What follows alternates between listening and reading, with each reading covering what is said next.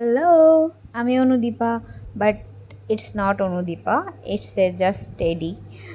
But এটা টেডিও না, আমি জানি না এটা কি। আর এটা আমার বোন স্কুলে গিয়ে ভিডিওটা দিয়েছিল আমাকে, তো আমার ভালো লাগলো, তো ভাবলাম তোমাদের সাথে শেয়ার করি। তো ব্রেকফাস্টে আমি শশা খেয়েছিলাম, অ্যাজ শশা ব্রেকফাস্টে খাওয়া খুবই ভালো শরীরের জন্য। তারপর ডিম আমলেট খেয়েছিলাম, তারপর একটু আলু ভাজা আর কাঁকরোল ভাজা করেছিলাম। আর দেখো আলু ভাজাটা কত বড়, এই যে এই সাইজের আলু। তারপর জেঠু বাজার থেকে এই বাদামগুলো এনেছিল, কাঁচাই এনেছিল, তো মা ভেজে দিয়েছিল। আমার এত ভালো লাগে এইগুলি খেতে, মানে কি বলবো। আর তারপর এগুলি ছিলে খেয়েছিলাম। আর বাদামগুলি না খুবই ভালো ছিল।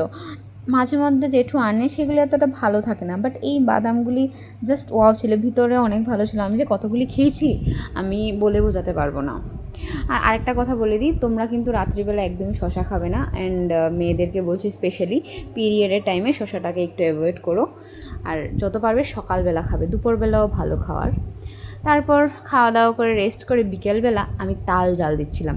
যদিও আমি তালটা নিইনি, মানে তাল যে রসটা বার করতে হয় সেটা আমি করিনি, কারণ এটা অনেক পরিশ্রমের কাজ। আমি জাস্ট জাল দিচ্ছি আর কি, মাই সব দিয়ে দিয়েছিল রেডি করে, তো আমি জাস্ট জাল দিচ্ছি। দেন নারিকেলও কুড়িয়ে দিয়েছে মা, তো আমি জাস্ট জাল দিচ্ছি।